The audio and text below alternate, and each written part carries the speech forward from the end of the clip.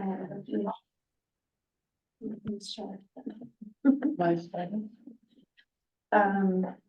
unless Michael wants to say anything first. Michael, are you on? I am. Thanks for driving, Pat. Can you hear me? Yeah, you still want me to drive? Because you know, you can do that virtually. I can, but you're right there. So All right, I'm Oh, man. happy to take the steering wheel. All right, Thank so you. I'd like to call the meeting of the River Cog Regional Housing Committee to order. My name is Pat Vance. I'm vice chair, and I'll be chairing the meeting today. I'm from the town of Chester, and we will start, Eliza, with a roll call. Sure. From Chester, we have Pat Vans. I don't think Bonnie is joining. From Clinton, Abby Pearsall, Cromwell, Stuart Pepper, Deep River, Daniel Smith. Jim Venturous, are you here? No. From Essex, David Rosengren. From Lyme, David Long. Middlefield, Jim Irish. Middletown, Mark Kozakowski. Old Lyme, Michael Fogliano. Westbrook, Eric Salmon. Am I missing anyone online from Old Saybrook or Portland or Killingworth or Haddam? No. And also I see that we have Ben Lovejoy from Department of Housing. We have Joe Fiola from Montagno Construction. Bill Neal from Westbrook, Kara Capone from Mercy Housing, Carla Lindquist from Hope, and I see Zoe Chatfield from Tyke, hello. And I'm Eliza Lopresti. We have Susie Beckman, Marcos Gonzalez, Megan Juflas, and Sam Gold for staff. Okay, good crowd today and growing. Seems. Many friends. Yes. And Bonnie Bennett. All right, the first item of substance on the agenda, the approval of the meeting minutes from our last meeting, February 27th. Those were distributed along with the agenda from Eliza. Hopefully, everybody's had a chance to look at that. Do I have a motion to accept those minutes? So move. Okay. Second. I guess I should have asked, does anyone have any comments on the minutes? Any revisions? Okay, hearing none, all in favor? Aye. Opposed? Okay, motion carries. Next item is our, the main part of our meeting here, our Regional Housing Needs Assessment Methodology Workshop. That's a mouthful. Work on the branding.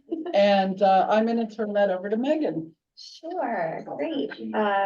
Thank you. And let me just, I'm going to try and pull it up on my screen if you can share. Yeah, so that I can run it.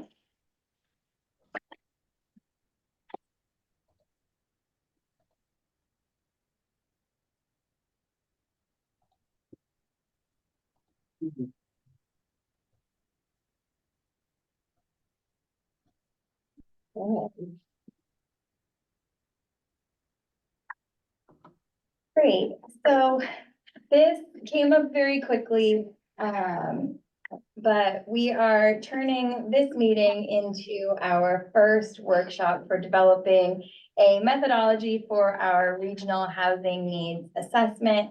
If you recall, we've discussed this in previous meetings, and there was kind of conversation around, well, how much time do we have? When do we want to get started? And we sort of started working backwards and decided now is the time. I'll get into a timeline and the process, so as we go, but I'll just dive into it. So in this presentation, we're going to walk through what the proposed process is for our group in developing the methodology. We'll talk about what a regional housing needs assessment is, why we should have one for the River Cog region, what the status is of creating a regional housing needs assessment in Connecticut is, what the common components of housing needs assessments are through sort of a national survey, and then what our next steps are. So the proposed process, like I said, we initially started talking about, we wanted to beat the state to the punch on this. And the fact is, we don't know what's going on with the state right now, with their previous legislation and the study that they were going to do on housing needs assessment. So we started working backwards. We adopted our housing plans in 2022. They're 5 years to update, so that puts us at 2027. We need at least a year with a consultant to create a new plan. That puts us at 2026. We'd like a year with a different consultant to do sort of the number running and the statistical analysis for the methodology. Once we decide what the inputs are, that puts us at 2025. So here we are. If we start today and do quarterly workshops throughout the course of the year, that should put us at December, going right into 2025 and right on target. And that does give us some wiggle room. It's not the end of the world if this trails into 2025 when we have 6 months with a consultant or so on the statistical side. But it's a good target, a good starting point. So that's where we're at. Also, we have a lot of ideas about what we would talk about and how we would break it up. And all credit to Eliza reining us in and saying, if we do it quarterly, you get 4, and you have to allocate for each of the 4 meetings what we're gonna do. So we kind of backed into this approach. And again, we have extra meetings in between the quarterly workshops. If we need to program additional discussion time, we can do that. It's just a starting point for us to kind of get a game plan in place. So workshop 1 is this one, which is kind of an overview and a primer on what we'll be doing. Workshop 2, we talked about getting representatives from other states who do housing needs assessments to come and talk to us. So ideally, workshop 2, the second quarter would be a best practices panel where we would get those people together to come and explain to us how their housing needs assessments work. Workshop 3, by that point, I'm hoping we would decide what we're looking at for our inputs, and we could start to evaluate what data is actually available. It doesn't do us a lot of good to come up with inputs if we don't have the data to plug in for the statistical analysis. So evaluating what we would like, what's our wish list, what's there, we can use and adjusting accordingly. And then workshop 4 puts us in December to actually pull together what our methodology would look like. What are the inputs that we're looking at? What are the data needs to get there? What do we have available and what might need to be created? And, because that lines up with December and because the cookies and wish list meeting was so popular last year, that lines up quite nicely. We can wear our festive attire and celebrate having a methodology put together. Then the next step after that would be to get that statistical consultant to come in and start running numbers with us to see what our methodology is actually spitting out. So taking a step back, let's talk about what is a regional housing needs assessment. So I call it RHNA. That's what we call it in California. It's a holdover term. You could call it RHNA, but RHNA kind of has a nice ring to it. It's a methodology of using qualitative and quantitative data, emphasis on the quantitative, to calculate the gap in the current and future supply and demand for different types of housing. So you're looking at both current housing and future housing and the current supply and the future demand. This can take a lot of different forms. It can include things like a community data profile, the determination of need, that's kind of the key point. And then an allocation of units to different vicinities, depending on the level that the needs assessment is being created at. So that might be from a state to a region, from a region to a town or to a city. Sometimes it's a combination. These are conducted sometimes by states, sometimes by the region, sometimes at the local level. Sometimes it's a combination of all 3 of these. And, nationwide, these types of assessments could be mandatory. Sometimes they're written into law. Sometimes they're voluntary. Sometimes it's a hybrid of those, and there are varying levels of accountability. This is just background information really for our purposes. That part doesn't matter that much because we are doing this voluntarily. So why would we create a regional housing needs assessment for the River Cog region? The very short answer is because it's a recommendation in our adopted regional housing plan, and that was a task that was delegated to this group in the bylaws. And there's a little snip of the bylaws right there for us. I'm sure you're all familiar. The longer answer is sort of the same reason why we do regional housing planning or this regional housing committee in the first place, which is that the factors that impact housing aren't confined to municipal boundaries. People go back and forth all the time for work. They go back and forth for their groceries. They live in one place and they travel to other places. Also, municipalities all have different things that they can offer in terms of housing, in terms of type, scale, quantity, all depending on the context of where they're situated and what else is currently there.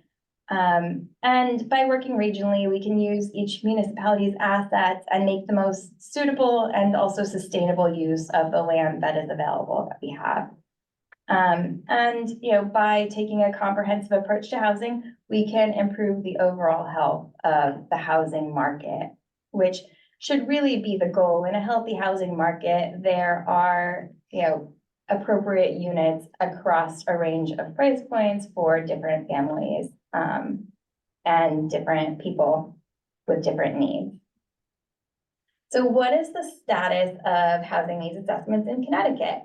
There is, as I said, currently no requirement to do a housing needs assessment in the state, although there has been previous legislation to that effect that was not passed. I'll talk a little bit more about that. Also, other organizations previously have done housing needs assessments in the state, which I'll also go through, and the regional councils of governments, including ourselves, have done housing plans, which are not quite housing needs assessments, but they do contribute part of the information that we would be looking at. So starting with the previous legislation, I'm sure you're all familiar with the Open Communities Alliance Fair Share model that came out in 2020. There were a few iterations of that. The goal of that was to calculate housing needs on a regional level and then allocate units to towns. The bill didn't pass, but it did result in a requirement for the state to develop a fair share methodology. It said, we don't know at this moment what the status of that is, if it's going to become anything, if it's already something. Oh, I see Michael has his hand up. Thanks, Megan. I don't want to interrupt you until the end, but you've introduced allocation as a concept, and I just wanted to clarify for myself, and others may have the question. So when you're talking about allocation, you're talking about allocation of needs within subdomains of the region being assessed, right? Not as an allocation of some sort of target or quota to a region being assessed. No, fair share is an allocation of actual housing units. Each town has to either cost to be built through a developer or builds themselves. I understand that, David. I was talking more to the first time you used allocation in the context of the methodology. Megan, was that a different context for that? So I do have a slide on the different components that I don't want to derail you though. So when you get to it, let's just make that differentiation. Sure. Yep. Thank you. Absolutely. So to your point, David, that's correct. For the Open Communities Alliance, yes, the allocation was developing the need, a number for the need at the regional level, and then basically assigning a number of units to each town. But this has not been created or adopted yet.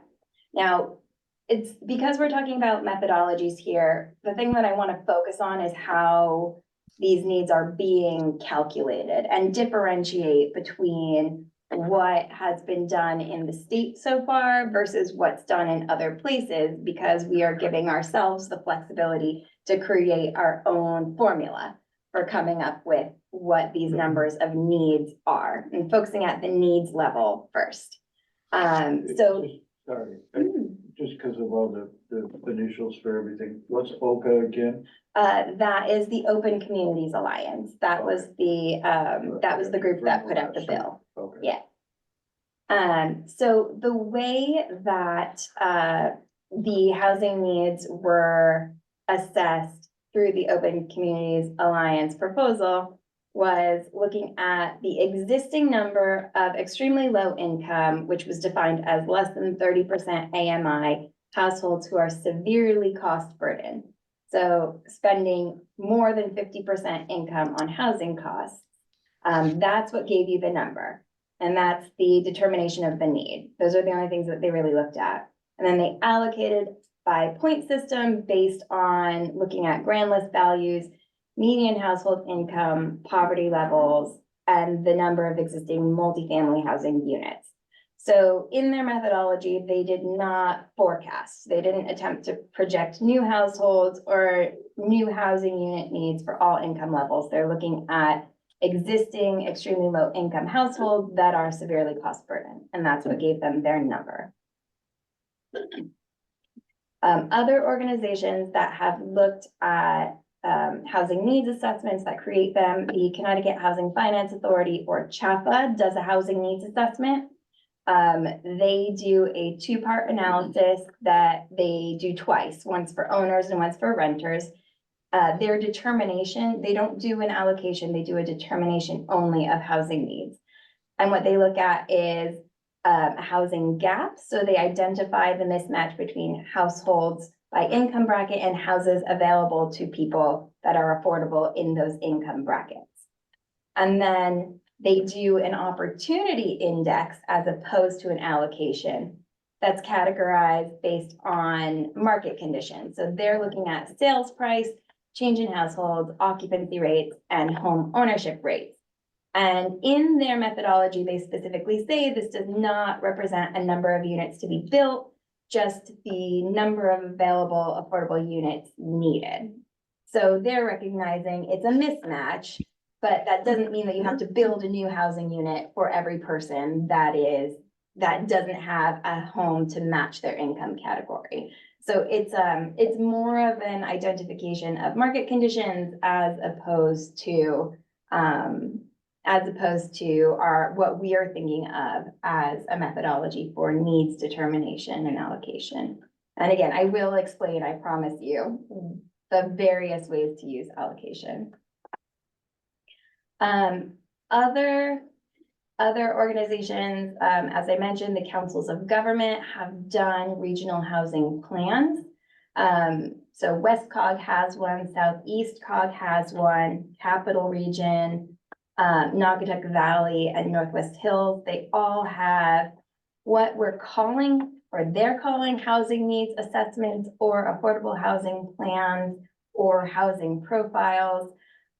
They're mostly classified as profiles with a list of strategies. It's not unlike what RiverCog did, where they're pulling together all of the data about demographics, about jobs, about existing housing stock profile, about income levels. And then they're saying, there's a mismatch between who we have and what we have in terms of people, population, and housing supply. But it doesn't go the next step to say, here's what we need to build necessarily, which I think is what we're trying to get at. So, as I said, RiverCog did something very similar, and these are snippets from RiverCog's housing plans. And these are some of the inputs that we looked at. So we have a market analysis that was done by Goman and York for us for this plan.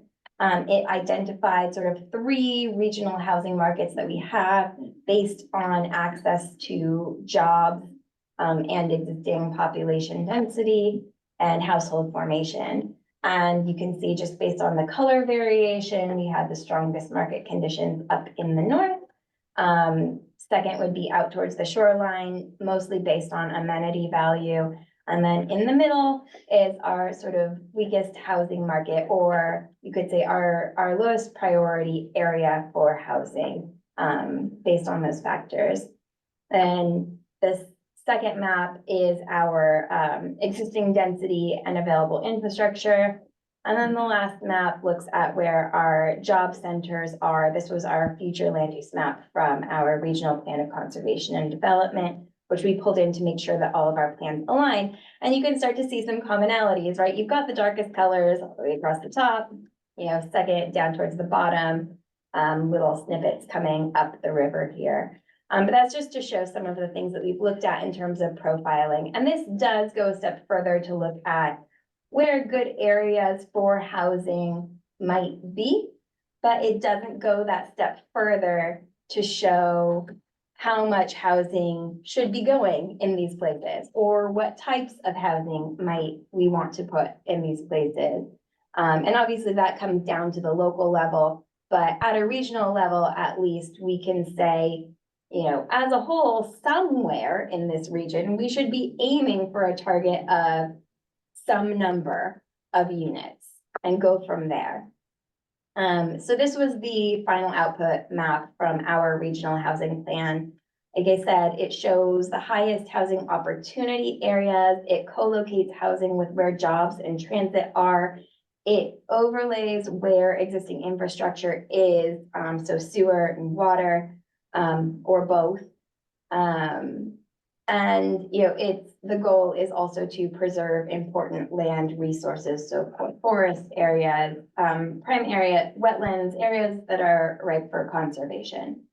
So this is what we would want to sort of build on for our next go around.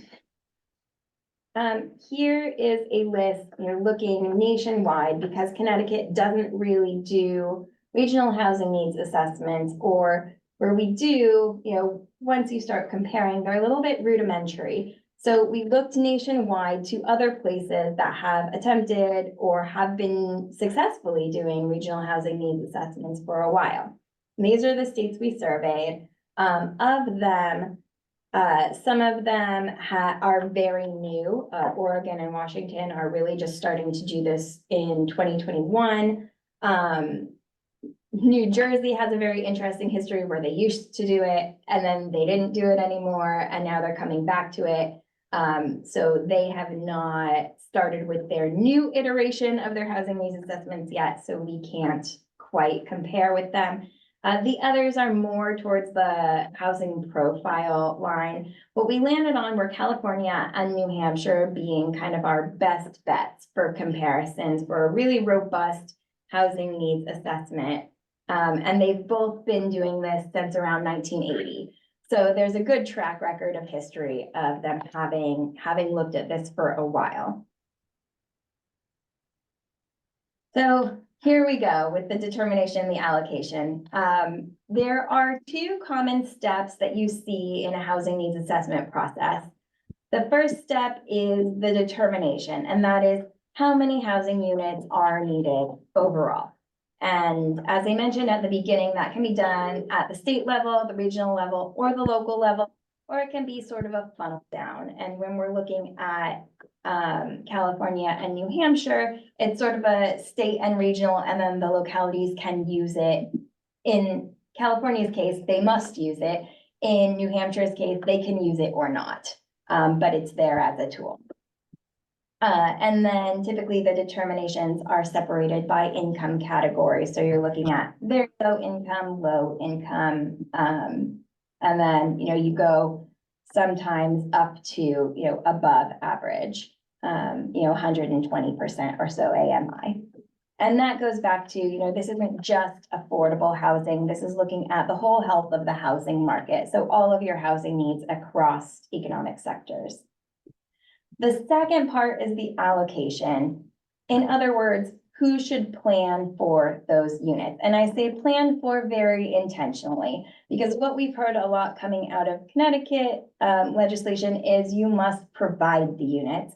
And what happens when you survey other places is it's not you must provide the units, but you must plan for the units. So you come up with your needs number, and you take that number and you show how in your planning and your zoning that number could be accommodated, but you, a municipality, are not responsible for actually providing that number of units, because the recognition is that you don't have control over the housing market, you don't have control over private developers, and you don't typically get into the business of actually building housing units. So it's more about understanding what the target is and making sure that whatever that target is could be built somewhere at some point. So looking at determination, I kind of broke down some of the common inputs that come into the methodologies. And the typical inputs look at both people and units, and you could be current or future. So for current people, you're looking at household size by age, number of renters, number of owners, distribution of household income, cost burdened households, and homelessness. And these are not exhaustive lists. These are just things that came up over and over again as we were surveying different jurisdictions. For future, you might project out population by age, and that seems to be very key, because how can you plan for housing units for a population that you don't know about yet? You have to kind of understand who is going to be here. Is your population growing? Is your population shrinking? Are there going to be people to buy the units or rent the units that you're building? Also household size by age cohort. So you're not just looking at your raw population, because not every person needs their own home. You need to understand what the trends are for household sizes. How will those households likely be grouped, so that you know how many housing units to provide.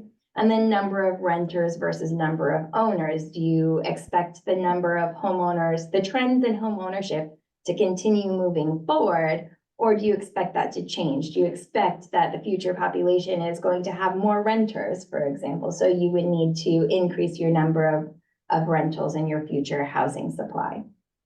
And then you'd also need to compare that to your existing current units. So the number of existing units, what the cost brackets are for those units, so you know who they're being supplied for. Underproduction, for example, if you're looking at the current household size as compared to your existing population, do you have fewer units than you need to supply the current population based on average household sizes? Looking at overcrowding rates, your vacancy rates, do you have a supply that's not currently being used? And then also subtracting out seasonal units, because those are not providing a permanent housing supply. And then I put a big question mark as I was pulling this out and organizing it. I was like, wait, I don't have anything for future units. And then I had my light bulb moment, and that's because that's what we're trying to solve for. If you think about it like an equation, you know, we put all these inputs in, and future units is the X that we would solve for with all these inputs. And then step 2 would be the allocation. So if we look at all of those, you know, going back to this, we look at all of these inputs at a regional level, we come up with a big old number. And then the second step would be allocation. And in our case, allocation would be a target that towns could use or not use, but it would be important for moving forward with their local plans.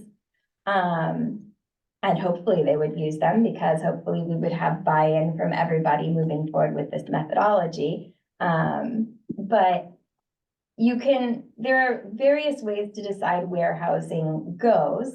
And we would probably want to look at it similar to how we did for our regional plan of conservation and development and our regional housing plan and that map that I had pulled up. We need to put some numbers behind that. So some of the common things that go into determining an allocation are, for example, anticipated population growth. Where do you expect the people to end up? Because that's where you need the housing. Where are the regional jobs? You know, where are people going to work, and how easy is it for them to get there from wherever it is that you're proposing the housing? Where are the transportation facilities? So that goes back to how easy is it for people to get around from where you're putting housing. You're not going to put them necessarily in the middle of nowhere, because people who live there are going to need to get around. And that ties into available infrastructure. Where will it be easier to build the housing units? Where is there sewer? Where is there water? Where can you get volume? Where will it be easier to build?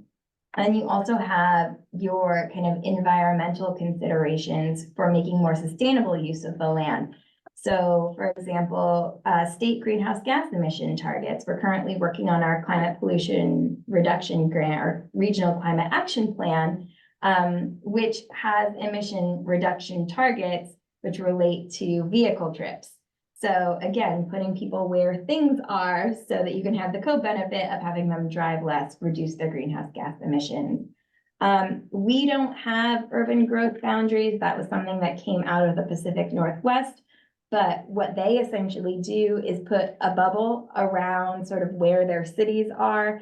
And they have different rules for developing inside the bubble as they do outside of the bubble, because outside of the bubble is conservation land and inside of the bubble is sort of where development happens. So although we technically have growth boundaries, we could envision something like that, where we have, a fictional circle around where development would go in our towns or city. Also land capacity. So where are the water bodies? Where are the wetlands? Where are the steep slopes? Where is land permanently conserved? Obviously, we would not want to be planning for a lot of housing in areas where that is the case. And then equity adjustment. That's something that California specifically does in their methodology. So basically, they look at your existing population and what the income brackets are. And if you are high in any category, then you are adjusted down. So say you have a high proportion of very low income people in your community, your share of housing needs for that bracket goes down because you already have a lot. If you have a very high proportion of, say, above average, 120% AMI, your share for that would go down. On the flip side, if you do not have a lot of housing for very low income, your portion would be adjusted up. And they had a formula for how they allocated that kind of adjustment, but that way you're not, you're not focusing all of your low income individuals in one area. You're giving them opportunity. And trying to kind of rebalance the scales in that way. Something we can consider. I know that's a lot that I just threw at you, and I will be sending this out, and I will be sending out additional materials to give you an opportunity to look into it more, because these are the kinds of things that we will be asking you for your input on in moving forward with our methodology. Obviously, RiverCog will. Well, I actually, there we go, getting a little bit ahead of myself. So what are your responsibilities for this process? You are the steering committee for creating the methodology. We will be providing you with lots of material in bite-sized pieces to review over the course of this year through the process. And we'll be working together to identify the inputs for both the determination and the allocation, as I defined it, of regional housing needs. One thing that I did not mention when we were going through the determination and the allocation is there can also be a weighting process. So you can weight the importance of different inputs and change that with your statistician as you're going through and figuring out how the numbers work. So if, say, transportation is the most important, maybe 75% of your housing needs go to where there's transportation, or maybe jobs are the most important. So 60% go to jobs, and you can rejigger it that way as you go. So not only determining the inputs, but the weighted importance of each. And then identify and evaluate the data sources for the input, and then we'll start working with the consultant to evaluate a methodology. And we'll oversee a creation of a report to the RiverCog board for their approval once we've figured out what it is that we want to do. And basically from that point, once it gets to the board, they can either say, great job, Regional Housing Committee, we love this, let's do it, or they might say, try again, this is not right. And that's what we would do.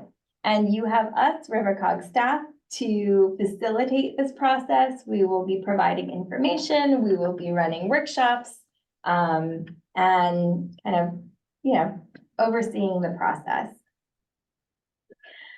I'm sure there are a ton of questions. So I just threw a whole lot at you. I hope I made it relatively easy to understand. I do also have in the back of this PowerPoint, which I believe you all received, the examples of what we looked at that go into exactly what the different methodologies were for the jurisdictions. And we'll send these out again with some more background information for you that we can summarize to try and make it a little bit more digestible. But I will stop sharing my screen and see everybody's shocked faces, and take questions. I think Michael has his hand up.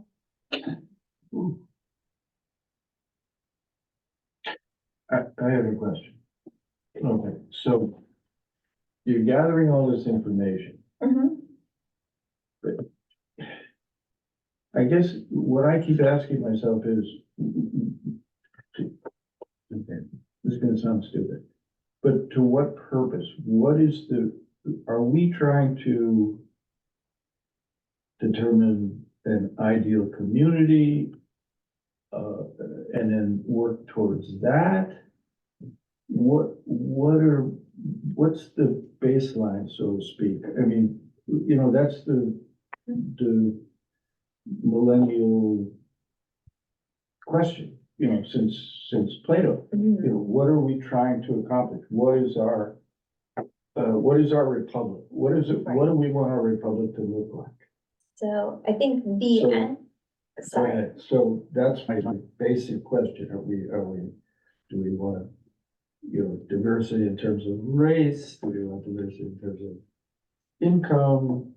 Do we want people with this income to live right next to this income? What do we want? What's our republic look like? Sure. So I think at this level, because we are looking at it from the regional level, the main thing that we're looking at is what is the breakdown of the number of housing units we need to provide as a region at each income level or price bracket, however you want to phrase that, to have a healthy and functioning housing market. And I think everything else that you said, as far as diversity of race, diversity of income, yes to both of those as major goals of that process, because by virtue of having a healthy housing market, there will be opportunity and access for a wide variety of people. As far as where people will be next to each other, that level of planning, I think, would be up to the local level.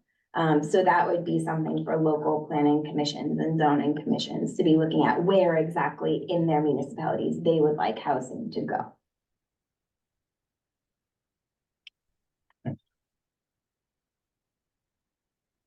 So Megan, it sounds like you are a trendsetter here. Did a terrific job, first of all. Thank you. But as I was looking at your list of other cogs, it sounds as though, I was just curious if there are, in terms of synergy or other cogs moving in this direction too, even though they've been fairly rudimentary, as you say, and more like our first housing plan.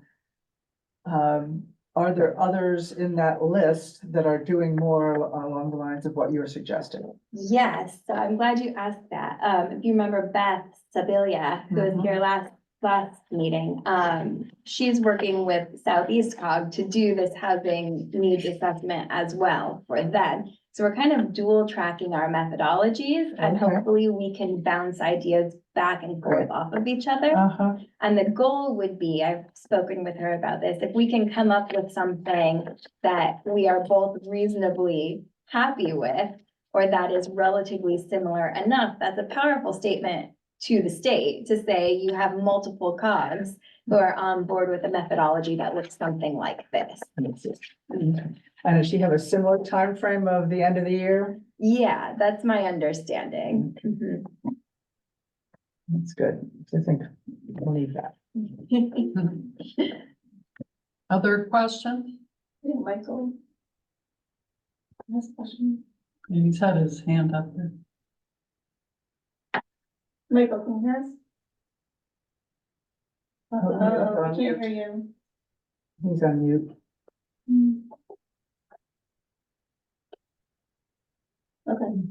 Maybe we can go to Jim while Michael's figuring his tech out. That's what happens when you're not in the room. Yeah.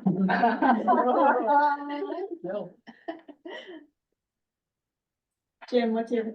Oh, okay, well, I can ask the question. Did you say, Megan, early on in your discussion, that our timing and presumably if other cogs are working on it, their timing is hopefully to get in front of and ahead of legislation that might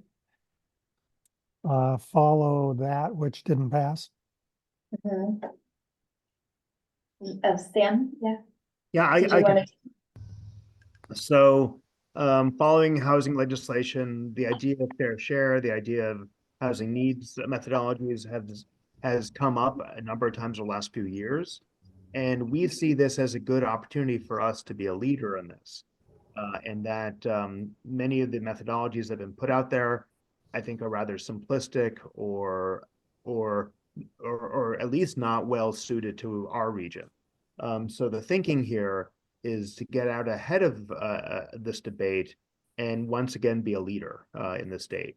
And by working on our own methodology, one that works for our region and also demonstrates how you can create a methodology and implement it in a way that's not top down from the state, directed at other towns, I think is a good practice, but also might be a good political move when we're up in Hartford, providing testimony on bills or trying to shape legislation.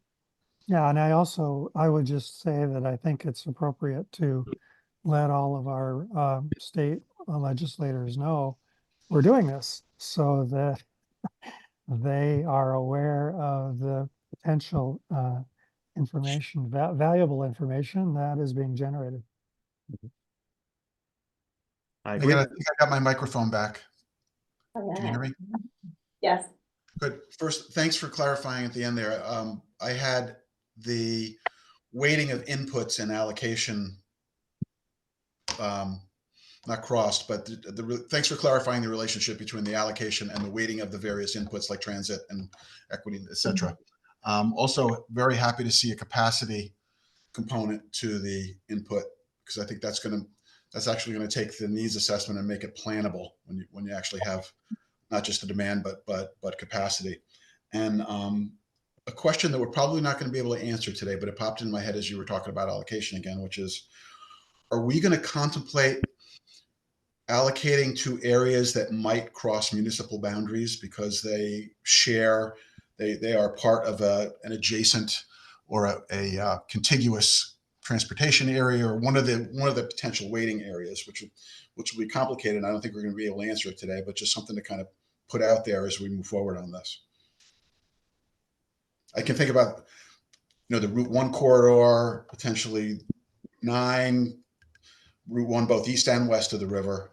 Some of the areas where there are communities that have similar characteristics, but have a municipal boundary in the middle of them. We are trailblazing. I say we can do whatever we want. Finish with the planet. Wait, Route 2. But that's something we can do from a regional perspective that you can't do bottom up. Yeah.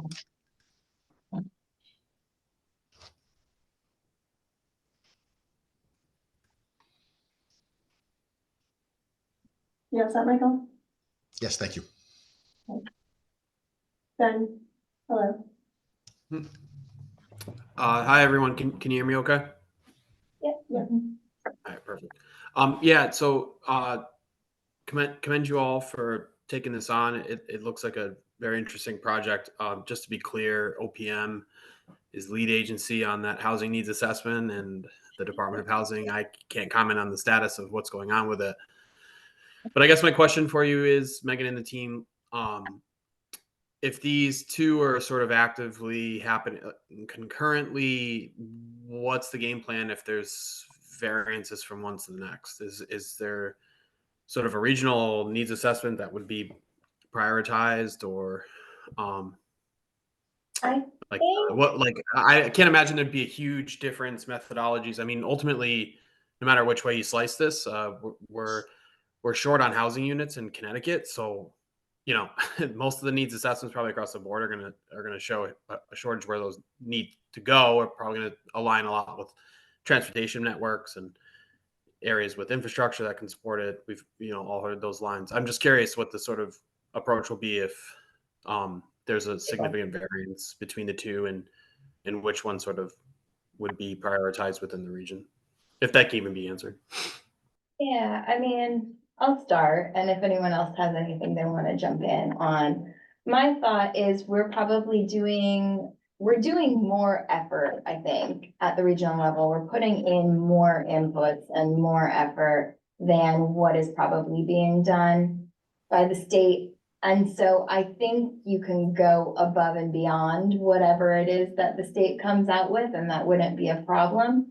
However, just based on the numbers that we've seen coming out of the state previously, the state might propose higher numbers, more housing than what we are proposing. The likelihood of whatever that number is being met in any sort of reasonable, time frame is also unlikely. And I would say probably that by following whatever game plan we are putting forward, we will be providing units towards that state goal either way.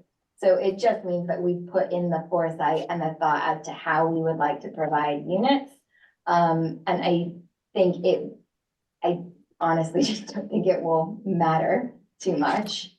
Yeah, I think that, like I said, the effort is excellent. These are a lot of times I see these documents and the information that is provided by these studies is helping to inform a narrative about what needs to happen in a region.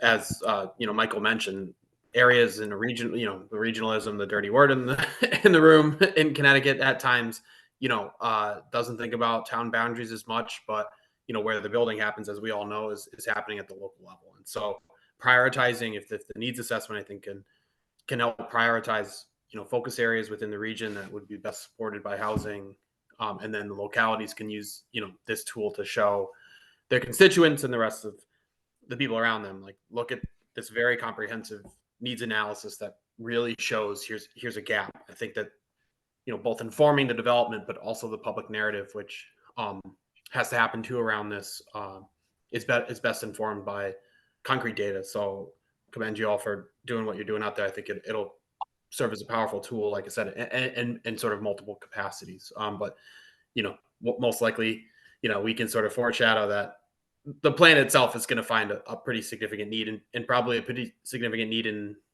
the lower Connecticut River Valley. So, just shout out to you all, and be excited to watch this process.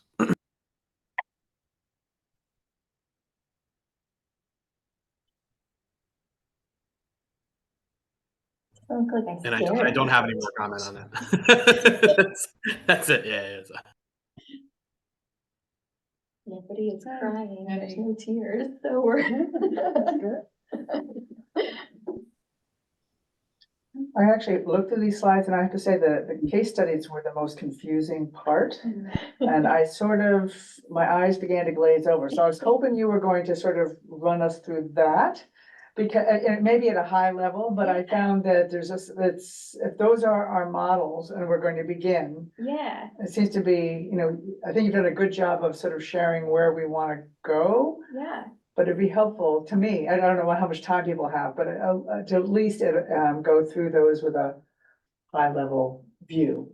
Because a lot of good work had went into it, and I just thought, whoa, that's sort of, I started through the California piece, and then I felt that maybe we'd be talking about it today, and so I could get your guidance. I would absolutely be happy to if that's, Yeah, are there any other questions before we do that then?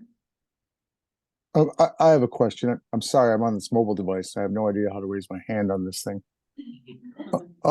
So in last night's meeting for Rivercog, I found it interesting that one of the mindsets that Representative Priest had him was asking about the old 55 plus deeded properties and how that used to be a thing.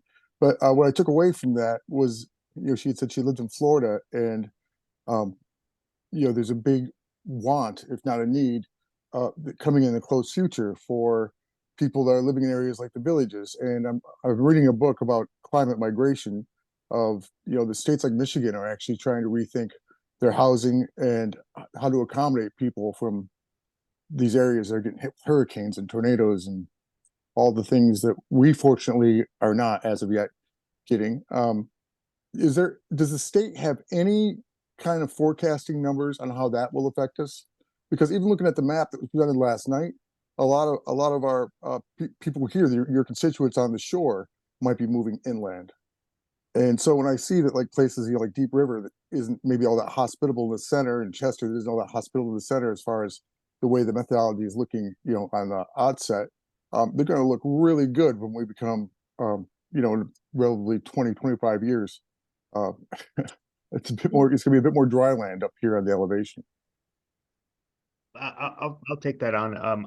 The state does not have, I think, projections or numbers that takes that into account. But I think you're absolutely right. Once you get off the shoreline, Connecticut has a lot of climate adaptive resources in its favor. We have generally very good public water supplies, unlike the West. Our shoreline generally increases in elevation pretty quickly. We don't have large floodplains, and we don't have large areas at low elevation like Florida or like Louisiana does. And so I think we have a number of things that really do work in our favor. I did see, I think today it was an Atlantic article about the Great Lakes region. And so Yeah, I was reading that. Yes. and one thing we don't have, like cities like, Detroit and Buffalo, is large amounts of cheap housing and cheap land. But I think it makes sense that, the parts of the country that continue to grow, whether it be Florida or Texas or Arizona, that do have limited adaptability in the future, may become less attractive. And, Connecticut could be positioned as one of those places where people might want to go. The 55 and older issue, I think, generally when they were a big thing in Connecticut, I was always a little wary of that because it's only 55 and older. That restrictive covenant can be lifted in the future. Or the zone can be changed, and we've seen that happen. And so, and I don't know if that, and I think that market has changed a little bit as well. Of course, Florida has a lot of retirement communities because it's Florida. So there's always going to be a flow of people who are looking to retire to the warmth of Florida. But I think you're right. There's going to be some reverse migration to other parts of the country. As, like, for example, people can't get homeowners insurance in Florida right now. And that's because the private insurance market doesn't like the forecasts of what's coming in the future there. So, but maybe Ben knows something if the state has Well, thought. I wasn't hanging on that particular legislation or the deed, but it did make me realize that that's a whole constituency in itself, and a need different. I mean, I'm looking at, in Deep River, our schools are kind of having some trouble, as everybody knows, with our junior high. And so the only way to ever fix that really is to get more families and more kids. But obviously other people have different ideas. East Haddam, maybe that would be a great place to, like the villages. I mean, there's theater, and I mean, I don't know, but that's definitely two different demographics to look at, and both could drive housing in a different way. To Sam's point, I can't speak on any, there's not like legislation out that's mandating that people consider this, but I think that we need to be cognizant of the impacts of climate change and how that'll affect where people can live. And there's a lot of research going on this topic coming out of UMass right now from Professor Infield, also sometimes referred to as Elizabeth Hammond, who I took a couple classes under, is looking at mass migration as a result of climate change from the deep, south up into this New England area. And the models that they're looking at is seeing a pretty significant impact to this sort of mega region you could call, New England all the way up into Maine, across into sort of the Michigan area. And it should be something to be cognizant of. I think the bigger narrative in this is that Connecticut's housing planning for a long time has been either stagnant or negative. Like there's been units that have come offline. There's been a loss of affordable housing. And it's all pointing to the fact that we need to be thinking about building more. So where that goes, I think it should be also considering the fact that if we don't make wide scale changes, there is a potential for sea level rise, which could impact particularly shoreline towns. So stuff to keep in mind. I mean, how do you build that into a methodology effectively for thinking about a needs assessment is complicated because you're using projection models to sort of think about where things could not be. But I do know, I think Margot at RiverCog was kind of looking at even the flood maps, the 100-year flood maps for insurance purposes are all sort of becoming antiquated and outdated because the 100-year storms are happening every couple of years. So the flood maps, the flood maps are just simply incorrect. I mean, I live here on a lake, and they basically just drew 20-yard perimeter around the lake. Well, one side's a dam that drops down 30 feet, and the other side goes up to a hill, 400 feet sea level. So we had to bring in surveyors to show that that just isn't correct. And you see that over and over and over again. But precisely what I'm looking at in the methodology is, I look at Deep River and Chester on the example of the maps as a starting point and said, okay, well, let's look at, the activity areas, and that's where we should be building. And I'm in agreement. Yeah, we need to build. I mean, I think that's definitely need to build. But I think that some of that color coding is going to change at least along the river. And I guess I'm curious how we can weigh that into the methodology with the other points that you mentioned. Well, it sounds like you got a pretty good steering committee on here, Megan, who's thinking about larger pictures. I mean, my gut tells me you look at updating the flood maps and where the needs assessments are landing, and consider that certain areas might just be quasi off limits. But I don't really have an exact answer for building that in, specifically the methodology, because a lot of times, depending on how you end up developing it, there could be a point system that is allocated, or it could be based on how much you weight proximity to transportation centers. I mean, there's so many variables that sort of go into the way that you decide where a particular number of units go. That something I think it's something exactly, that someone who's way smarter than me and gets probably hopefully paid a lot more than me to figure this sort of. That's the challenge. Is I think Chester shares it. I mean, a few of our towns is Lyme. Those of us that have small activity centers or a lack of an activity center or transportation hubs because they're in the next small town over. Obviously in our case, everything's down along the shoreline and then up to Middletown. So at first glance, or if we look at what do we need today, and there is definitely a need for it today, but if we look at what we need today, it's a whole different allocation of what we may need just 3 years or 4 years. Right. So I mean, I guess it's factoring all of those things along with the housing needs. I don't have anything else to say about it. I was just I read that article and I was listening to what was said last night that caught me off guard. And I think somebody made during the presentation last week. The representative from Essex said that somebody had mentioned at their town meeting, it's like, oh, we don't want kids. And I thought that was odd, but now it's starting to add up of why that mindset might be, so yeah, how do we accommodate that? I guess we'll have to think about. All right, I'm not seeing any other hands up here or on the screen. So we've had a request to have Megan present one of the case studies. But being respectful of our meeting time, and I know we try to get out of here by 3:30. I'm going to propose that we move on to our next agenda item, finish that, and then go back. And that way we've at least completed the agenda. So, are there any updates that any of our members would like to share? Anybody have anything? Well, I'll share with Are you? our last. Yeah, your zoning thing. Yes. So we have another, if you recall, about 6 months ago, we had the debate over the proposed zoning change in our, what they call rural zone. which is not rural, why they excluded that, I don't know, but it's not rural.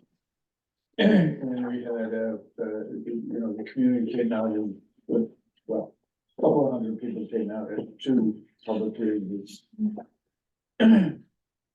And, we went back after all of the comments from the 200 in the room. The only thing that everybody agreed on unanimously, without exception, was that we need affordable housing. So then the question is, where do you put affordable housing? And the answer to that unanimously was not next to me. Okay, so you have the certainly, you know, musical chairs. I got my chair, I'm sitting in my chair, but let's not start the music again. So, we had another, so we went back, the P and Z went back.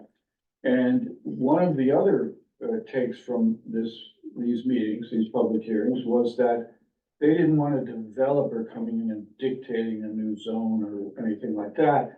It should be internal, it should be organic, if you will, coming from the P and Z. So we then spent the next couple of months trying with our John Guskowski and Carrie Duquesne, working on a plan to expand a potential for affordable housing, not a particular, you know, idea for a plan, because that comes from somebody else, that comes from a third party, once we determine, you know, where we want to do it. So we came up with a plan that said that, consistent with our POCD, so we looked at that, and it said that, we're gonna allow development in what we call one of the nodes, which is the Bochum corner of 153, Bochum Road, Crossroads. I don't know if all of you know that, but it's heavily developed now. And it's light industrial. In fact, we have a concrete plant, 100 yards off the corner. We have an old garage, now a auto repair shop off the corner. We've got DC General now, or DG General, I forget what they call it. You got a restaurant across the street. So we decided we weren't gonna change zones, but what we were gonna do is put on an extra piece to that zone, which would allow for housing, multi-unit housing. I don't even think, and I have to go back and forgive me, but I don't even think we said that it had to be affordable. It could be multi-unit. So then we got a new crowd of 200 people. Now, we only had one public hearing so far and only 3 people spoke because we just ran out of time. And we had another big issue before us, but that's where we're at right now. And we had to postpone that because our next meeting on April, which is scheduled for April 2nd, is also our primary day. My solution to that was cancel the primary, who needs it? Did they listen? We're not gonna do it this April 2nd, we're gonna do it May, whatever the first Tuesday in May is, May 4th or 5th, or whatever. So we're gonna debate that again in a month and a half. And that was called a node, right? Is that what they called it? That's what Bochum, yeah, within the POCD, we have 3 villages. Mhm. We got our downtown little village, we've got Centerbrook, and we've got Iverton. And then we have 2 nodes. We have the Bochum Crossroads node there, sort of, you know, you could draw a relative circle around that. And quite frankly, I forget where the other node is. Oh, it's the gateway. No, yeah, it's the gateway. So what we did was John came up with the idea, John and Carrie came up with the idea, we'll take the gateway mode, which already allows for multi-unit housing. And we'll graft that onto the Bochum node. So it's not a change in zoning. It's just we're grafting the multi-unit housing onto the Bochum node. Which made perfect sense because that's one of the areas that the POCD says should be expanded. And everybody at the first public hearing said, you know, don't put it over in rural Essex, put it over, you know, someplace else. So that's where we decided it made most sense to put it. Well, it may be an educational issue. I think there's probably some distrust from the residential hearing, and it is a little complicated for the general public to understand, so maybe it's with some education, they'll get it. Or engagement. Well, I think at the last meeting, John Gaskowski did a very, very good job of explaining exactly what we do and how we did it and what it means.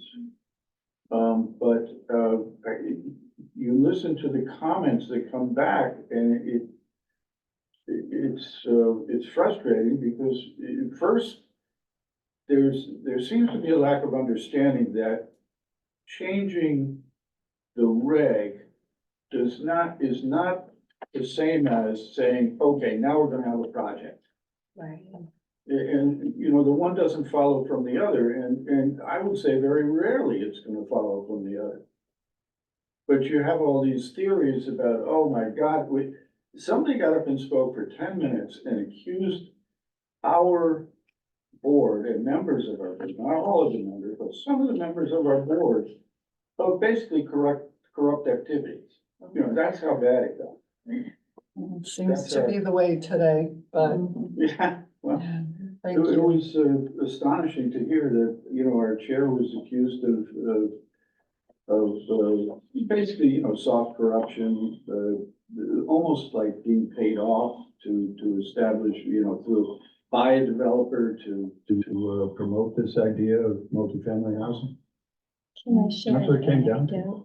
an anecdote, about that? So my mom, and I'll embarrass her in a recorded meeting, lives around that area. And she liked the proposal, and I asked, you know, why don't you go to the meeting to speak in favor? And she said, oh, I can't do that. All of my neighbors would hate me if I went. And she also was reading on the Nextdoor website, all of these comments that were coming in, and it scared her from going to say something positive. And so I feel like that's a concern as well. I know that's just one individual. But there are probably a lot of people that would be in favor that don't want to come out and speak in favor because they are afraid of all of the people making a big fuss. I agree, there's that back. I think your mom may fall into that category, but I think there's a lot of other people that just says, you know, I'm too old for this. Because we are an old community, okay? We're the third oldest community in the state. And all the people that I talk to say, you know, what's wrong with what you're doing? But they're not the people that come to the meeting. And there's this attitude of, you know, okay, don't bother me. I just want to be left alone. So it's only the people who are at least are going to be immediately maybe affected, not even immediately affected, but maybe affected someday. Because somebody might put in multifamily. And I keep thinking to myself, you know, where I live, although you couldn't establish a new multifamily, before they had zoning rules, in my little, if you go 200 yards out from where I live, you have at least, I'd say 4 multifamily units. One's a condo of 10 people living in one house, one big, you know, older, you know, 1850s house. And it's perfect. It's a beautiful neighborhood. And we have it dotted all, we had a broker, a block up the street, a whole brokerage firm. Now they're moving out. I forget which one it was, but it's a wonderful mix. I think you have a couple of apartment complexes up on Sunset Terrace. We do, and we also have one right off of. Well, one's North an apartment complex that's been converted to condos. Yeah. Yeah. We have we have a condo complex right at the top of Little Point Street and North Main. On that corner, across the street was the brokerage house, right? Which you couldn't tell it was a brokerage house except for the tiny little sign.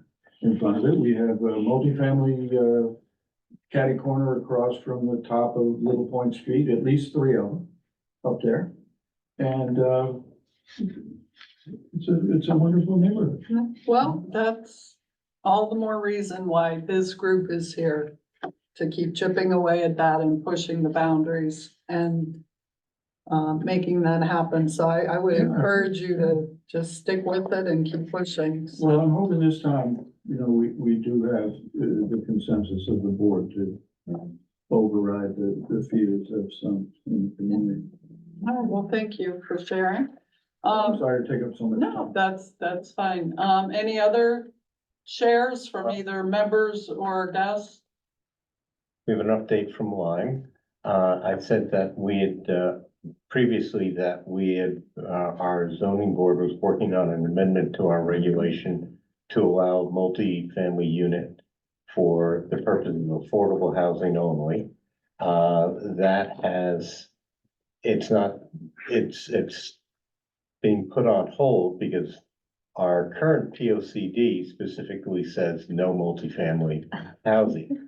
So we're in the process of going to, putting together a questionnaire to go out for our new POCD, and it addresses that specifically. So they're gonna wait for the new POCD. Is one thing, it would probably kill our response rate for us to ask a question that they've already gone ahead and acted on. Is your POCD coming due, or is this a special? No, change? our POCD is It's coming coming due. due, right. It's the 10-year time.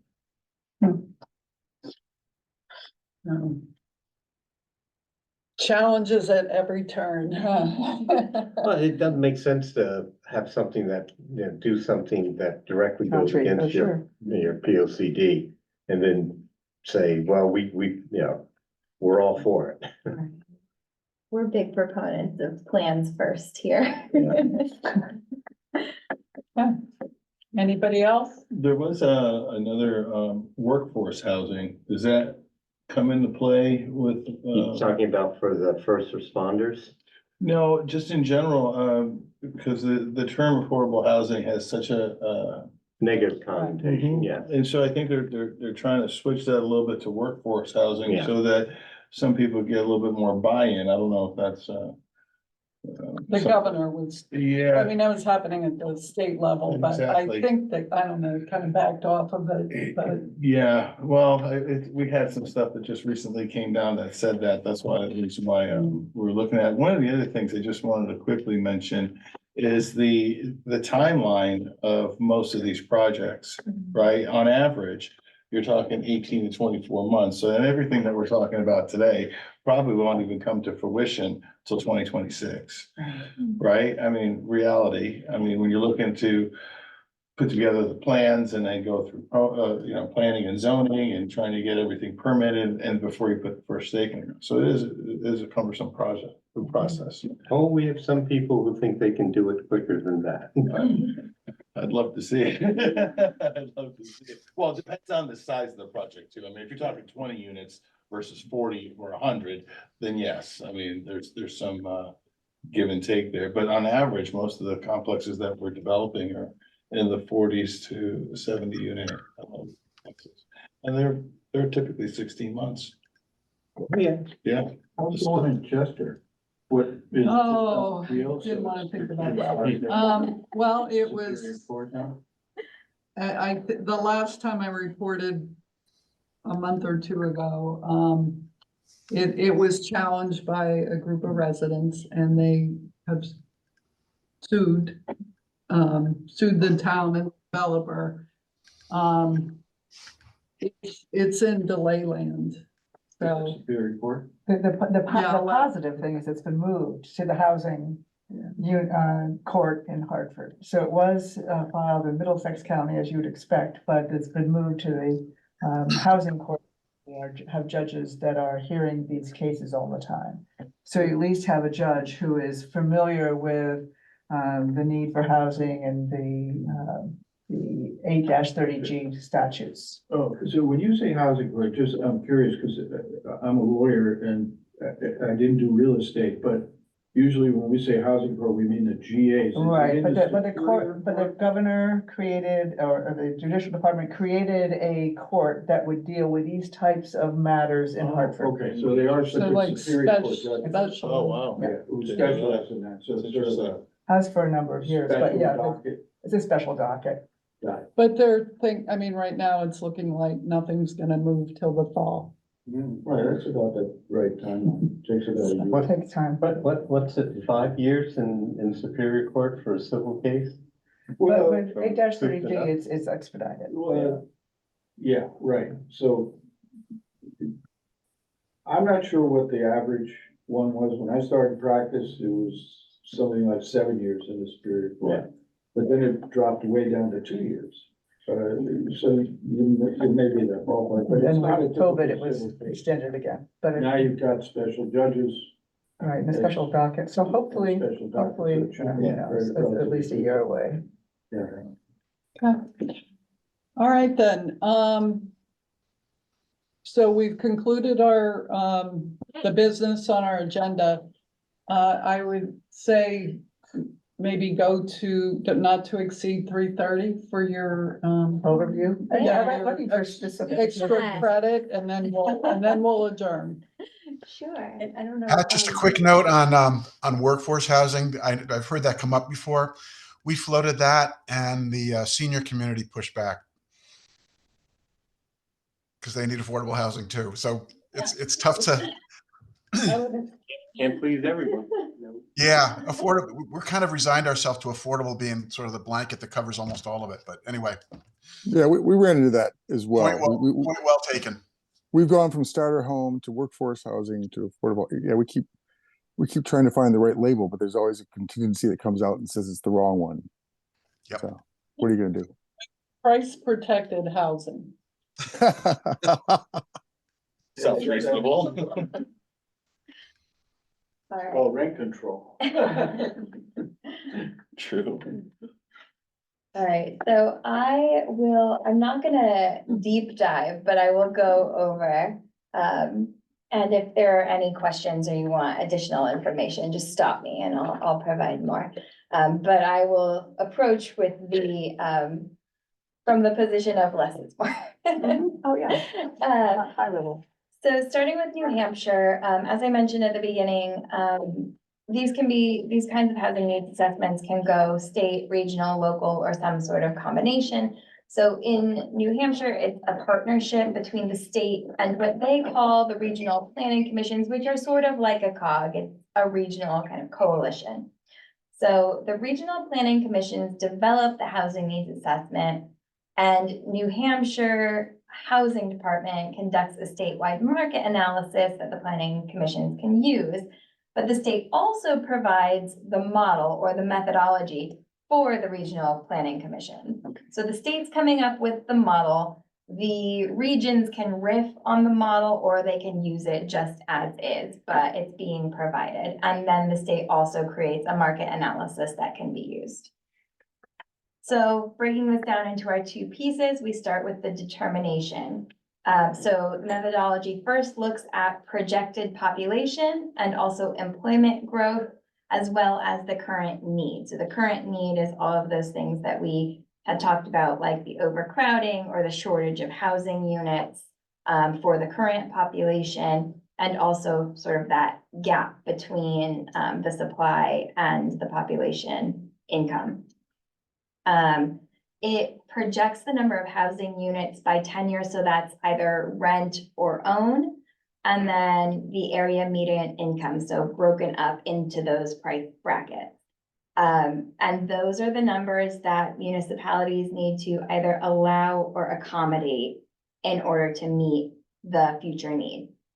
So they need to their goal is to meet projected population and employment demand, and also to support an overall more balanced housing market. And these kinds of high level goals are important because they impact the way that you're weighting your input. So you need to know what you're aiming for. And so they're focusing on moving the housing market to a healthy market state. Moving into allocation, one thing that I thought was interesting that we might like to emulate is that the state provides a capacity test worksheet that can be used by municipalities to estimate the amount of buildable land that they have, so that the regions can use that when they're doing their allocation. So it looks at all the environmental constraints, water bodies, wetlands, steep slopes, also things like public roads where you can't build. And then they categorize it by land that's within 500 feet of public water and sewer service area, so basically has access. Those areas that are within 500 feet of one, but not both, and those that are outside the 500-foot buffer. And then those are allocated points so that when you're assigning a housing needs allocation, you're assigning more to those that have both water and sewer within the 500-foot buffer, and less or the least amount for those that are outside of the 500-foot buffer. So that's the way that they've categorized how they are allocating needs. And it does, I thought this was important to note because it comes up a lot. They're not looking at vacant land. They are including in that buildable land analysis land that has existing housing or other structures on it, because that land could be used ultimately for infill or redevelopment. Land turns over all the time. That is interesting. Yeah. Yeah. Well, New Hampshire has a lot of factory buildings that were vacant, and you drive through now, and Manchester and all the rest, they have reused those buildings, and I don't know if it's all housing or corporations, but. My cousin has a condo in one of those buildings. Mhm. Yeah. Right, yeah, that's what I mean, the redevelopment, they have a lot of changes, we do here in Connecticut too. Exactly, and you're thinking like, for example, the Bochum Center, right? It's an old, mostly vacant, well, I guess not anymore because you have the Dollar General market in there now. But it was largely vacant shopping center with probably more parking than it needs. Something like that could be ripe for redevelopment if the zoning regulations were changed, just as an example. Mhm. Well, they're doing something similar to that to Westbrook Outlet Mall, Mhm. where they Oh, yeah. put the 400. 437 units or something like that with a town center. And I think the infrastructure was also part of that with the sewer lines and how that was gonna support that. Exactly, and as we've talked about a lot, in this group and with our other groups with the COG, the way people are working is changing, the way we use office buildings is Mhm. changing, the amount of parking we need, the way we shop, a lot of that's changing, which necessitates a change for the way that we're using our land, and there might be better ways that we can use things that we already have. Mhm. Just some developers that we've spoken to recently Mhm. have said they would rather use and renovate an existing structure than build on vacant land. Absolutely, So, yeah. I mean, that's the way it is today as. And adaptive reuse is the prime way to develop. We were doing one on the corner of State and Chapel right now in New Haven. We have 14 units above commercial, and then we're adding another 44 units in the parking lot behind it to accumulate 77 units there. So a lot of that is also because the infrastructure is there too. You got water there, you got power there, you got, everything's already on the property, excuse me. Right, so it makes it that much easier. Oh, sorry to interrupt. No, go right ahead. How many towns actually in the river cog here have sewer? Because that's a problem in our town. We don't have sewer. Yeah, the Period. Lime's the bottom it's not part of it. It's like everything's in that bottom level. Yeah. Because we have no sewer, we have no water, public water. Some towns have some pieces with sewer. Yeah. And that's Deep River it. has sewer. We have a sewage plant, and that's in our POCD as we plan to see if we can expand that into Essex farther and into Chester. We're connected with Deep River. Yeah. We have Mhm. water downtown and sewer through Deep River, or goes to Deep River. So. And that tracks with conservation and sustainability principles, also looking at greenhouse gas reduction measures, because you're looking at where the stuff already is and not encroaching on important environmental or greenfield sites. So that kind of sounds like it would make sense here if we are targeting towards areas, higher numbers to areas that have sewer and water and lower to those that don't. Hence, the adaptive reuse makes it so much easier. Exactly right. Yep. Yep. So here, this is a nice graphic that I pulled from New Hampshire's plan. What they did was they projected out population growth over 5-year intervals from 2025 to 2040. And the way they did this was they had a population projection, number of people grouped by age cohort. They converted that into households based on the expectation of how household formation would be based on the age cohort. So for example, older individuals are more likely to live alone, whereas you might have family units in sort of those middle brackets. I don't have the exact calculations for how they did that, but they looked at the age cohorts and they converted into number of households based on expectations for how people in different age groups form households. Is cohort just another word for group? Yes. And so then they planned for household growth, separating into renters and owners. They held constant the statewide existing ownership model. So they just took the existing number of owners and the existing number of renters and said, it's probably going to be the same. So that's what they moved forward. And then they assumed 5% vacancy for rentals and 2% for ownership, saying that that is what, and that's actually fairly common across these plans. That's what you need for a healthy market to allow for choice for people to be able to move from one unit to another. So you need a little bit of vacancy. So you need to increase your number of units just a tad for the amount of people or households that you're expecting, so that they have flexibility to move. And then they planned for employment growth. They looked at the number of jobs that they had. And what they did with weighting was they did 50% for residents, so projected population, and weighted 50% to labor market. So they did even, saying, we're going to focus half of our units for where the jobs are and half of our units for where the population is expected to go. So that's, and then they broke it out, as I said, for the income categories. And I believe, and I will provide more literature on this, I can give you more information on each of these in an email. And maybe we'll do that like one case study at a time, and we'll just read out information that way. But more information on how they did all of these income breakdowns. Even that was helpful. I mean, just because that 50-50, the, 29-71, I thought that, yeah. So one other good graphic that I thought would be useful before I call it quits is, this is for SANDAG, which is the San Diego Region Association of Governments. That's another COG term.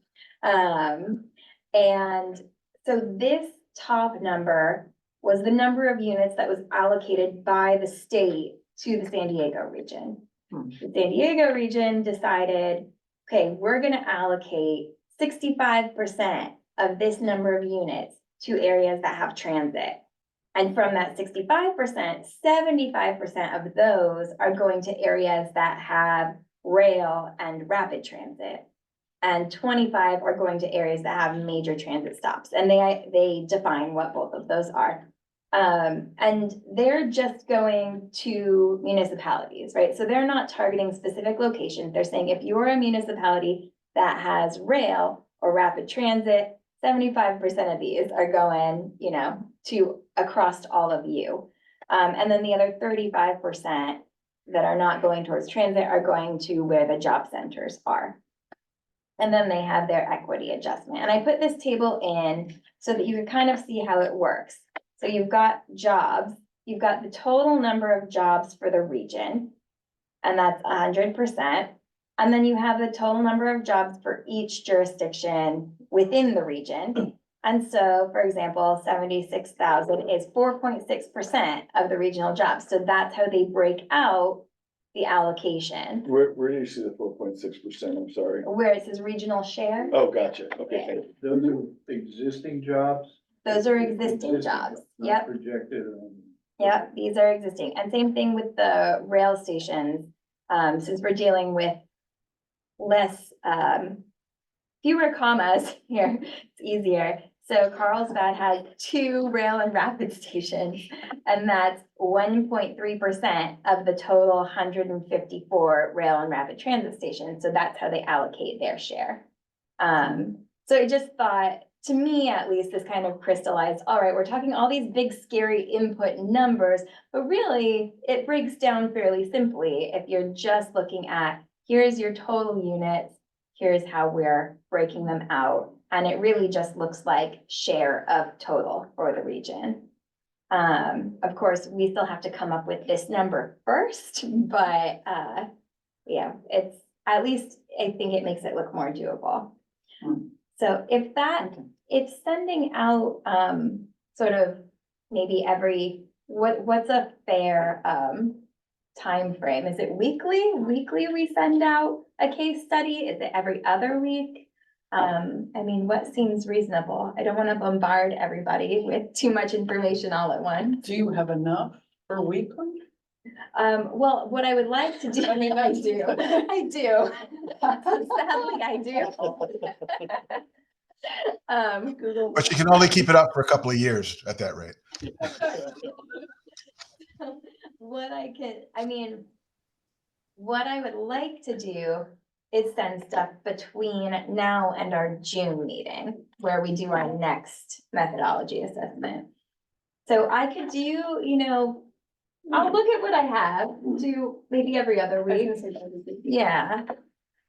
I also find that between meetings, if we do it too soon, I'm not gonna remember in June. I mean, so I'd have to review it again, but I guess review is easier than reading it for the first time. Yeah. Yeah, and I think with like if we send out the actual needs assessment from the New Hampshire, one of the New Hampshire regions, the more you read those, the more it all becomes clear, is what I'm finding from someone who knows nothing about it.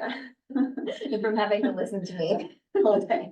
It doesn't hurt to have Megan telling me all the things I don't understand, so. Megan, a question for you. That the 20% that the state is saying that we're supposed to have affordable housing. 10%. 10%. Okay, so it's 10% affordable housing, okay, per municipality. Mhm. So there's no number associated with that 10%? I mean, the amount of houses that we currently have versus. It's 10% of your housing stock. Yeah. So 10% of the housing stock for that municipality has to be affordable housing. Yeah. Yes. Actually, it's not it's subtle. It's not a quota. What it is when you reach 10%, you're exempt from the provisions of 830G. So if Right. if You don't get an sued. application is rejected, it doesn't have the burden of proof is still on the developer. But when you're under 10%, if a rejection for affordable housing if an application for affordable housing is rejected, then the burden of proof is on the town to prove that there is material health and safety considerations that justify the rejection. Otherwise, So I heard a number, Michael, that was something like 85,000 units in the state of Connecticut. 89,000. 89,000, yeah, so it seems to be going up all the time. I don't know. But so that number there, isn't that something that we take and kind of dissect that down into municipalities or no? Well, that gets more into the fair share models that they're working on. But Gotcha. it cuts it up into counties, I believe. I don't know, yeah. Yeah. Is that a number that we're utilizing or no? In Well, this fair share scenario, hasn't come about. pardon me? Fair share hasn't come about yet. From my assessment too, I feel that it's overly simplified Mhm. and it doesn't look at all at market conditions. It doesn't look at all at what land is available. It doesn't look Inner city. at, Yeah. yeah, it doesn't look at population projections. So what we found when we did our regional plan of conservation and development is we're not quite declining, but we're not really growing either. So how are you proposing to build tens of thousands of new units for a population that is not growing? Mm. And your only metric is a population that is here currently living somewhere. Right, So you're going to end up with a bunch of vacant units for all of these people that you're assuming are going to leave their home to move into something else. right, It doesn't make logical sense. yeah, And also, who is building the units if the market is not there because there's not jobs and there's not population? yeah, so there's definitely kind of like economy there. back and Yeah. forth, Right, And I think the reason it's done that way is because it's simple, and I don't know this, that's just my guess, is because it's simple to do. It's just a Yeah. blanket statement. of 85,000 or 89,000 rather. Or of 10%, for 10%, example. but that's been around for decades. It Yeah. has been. 30 years, yeah. And plus. Yeah, And More it's than one that, of the like easiest, 35 years. one of the easiest ways to provide affordable units is to provide it in a mixed income development, also with market rate units to offset the cost of the affordable units. But then your benchmark is constantly moving because you're providing more affordable units, of which you need to have 10% You're be digging affordable. yourself in a hole. So you never basically. get there. And then, yeah, and that's actually happening a lot with some of these developments. So the way they're touting it is as you're walking down the hallway, you can be, this could be an affordable unit and this could be a market rate unit and they're living right next to each other. Nobody really knows. Right. Right, which in one aspect might be a good thing, but those numbers definitely need to, and the other thing that we're talking about too is elderly that are on fixed income that, that have lived in the areas for some time and then all of a sudden they're like, I need to move and they wind up moving out of state. Right, and then the grandkids come in and so now that's becoming an issue. So that's why, I thought the affordable housing was also to fit that need as well for fixed income elderly. It is. Yeah, yeah. And then also the son and daughter that live in, let's just say Fairfield County, and then they get their education and then they get their degree and they get a job, but they can't afford to rent or stay in that general area. So You're in the right group. that's kind of where, Yeah. we're getting it from the other side though too. I mean, it's hard to kind of push some of these projects through. It really is. It's challenging. All right, well, I'd like to say thank you guys for always looking ahead and keeping steps ahead of us. Even though 2027 seems like a long way off, it really is not. So, Right. we appreciate you guys doing that for us. So thank you. So with that, I'd like a motion to adjourn. So move. Second. Okay, For adjourned. meeting adjourned. Thank you, everybody. Thank you. Thank you, Pat. You're welcome, Michael. Thank you, guys. Bye, everyone. Bye.